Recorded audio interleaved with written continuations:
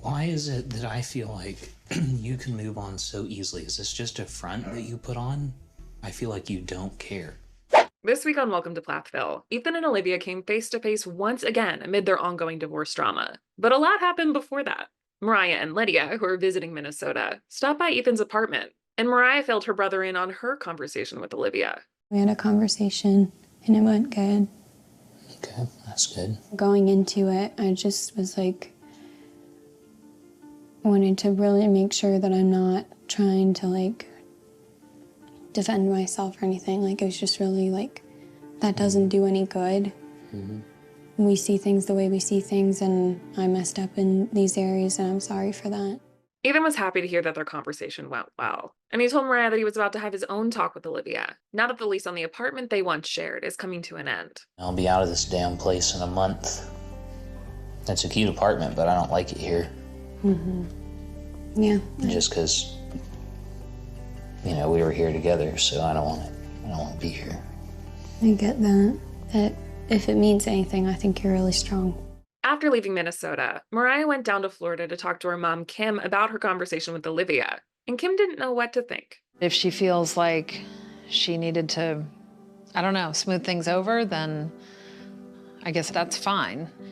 But I think we've all seen and experienced enough hurt from dealing with Olivia that it does make me kind of scared to think about, Moriah talking to, I don't know. It brings up a lot of, I don't know. Moriah said that she needed to apologize to Olivia and wasn't proud of how she handled things at the time. So what do you wish you had done instead? Honestly, what you and Dad did. Which is what? Just let it go. The analogy that Dad and I always used, especially regarding Olivia, was ping pong. And every time she would throw something at us, it was her serving the ball to us.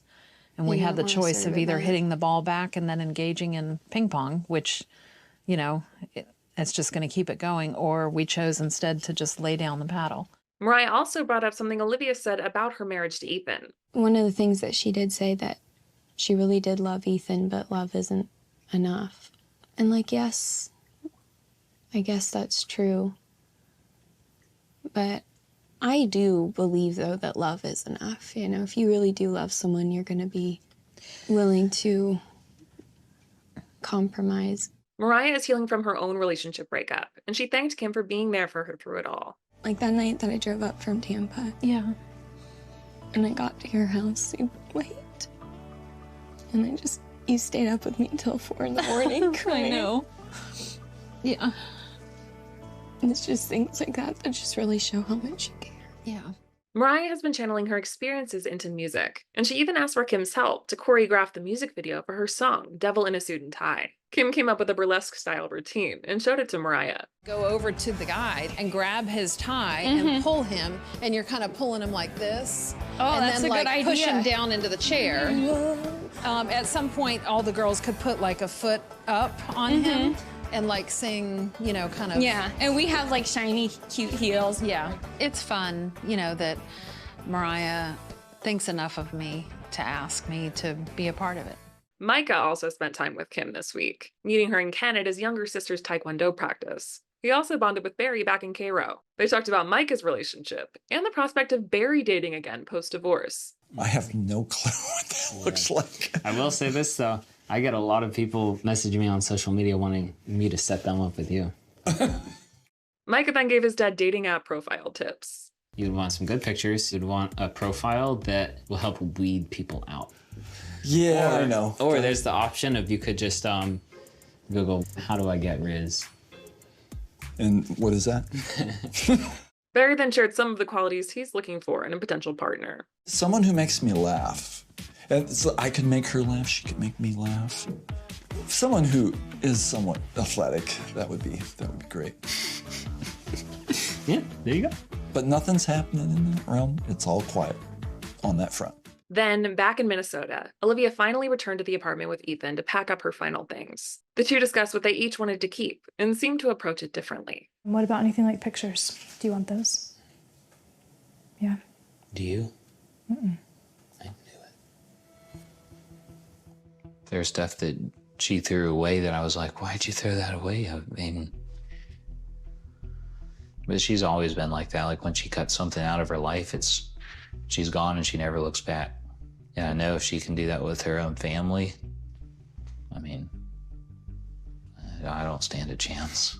Ethan had a hard time wrapping his mind around Olivia's mindset, and he let her know it. I don't understand how you can move on so easily after 7 years. Who said it was easy? Because it wasn't. It's been like a few years worth of watching the relationship die and like fighting to save it and not being able to, and then just finally accepting it and moving on. And like, even in moving on, it's still been 9 months since, you know, we said we were done. So I was just hoping he was going to work through things on his own, and he hasn't. It was then that Ethan told Olivia that he hadn't thought their big breakup conversation months ago would be the end. I really thought that we would fight about it for like a week and then we would start working on it. Yeah, well, you kind of did that a lot. And you might have said that we were done because I wouldn't get back on your page and thought that that would blow over, but I finally took your words at face value. Olivia felt like this disagreement was at the heart of everything. I think the way that things are playing out between Ethan and I are like a direct picture of what happened in our marriage. Of me saying, this doesn't work, this needs to happen, this needs to be fixed. And him putting his head in the sand or under the hood of a car. And then when things fall apart, saying, I just don't understand what happened. I still love him, I care about him, I wish the best for him as a human, but it's not my job to help, like, to fix all of this for him. He's got to do it on his own. After Ethan left the apartment, Olivia tearfully went through some of their old photographs together. If I could go back in time and tell these two kids anything, I don't know that I would. I think life is learned by experiences. And if I were to like tell myself not to experience this out of self-preservation because the end is painful or hard, then I would have missed out on a lot. Later, Ethan revealed that he'd told Olivia that he had some things he needed to say to her, but she asked him to write them in a letter for her to read when she's ready. So he put pen to paper. I basically wrote in my note that I was sorry for all the ways that I fell short in our relationship that brought us to this point. And I hope that she finds what I couldn't or didn't give her. I wish her the best, and I love her, and if there's anything that she ever needs, I'll help her as best I can. Following a flashback to some of their happier times, Ethan finished his letter, and it was revealed that the next day, he finally signed the divorce papers.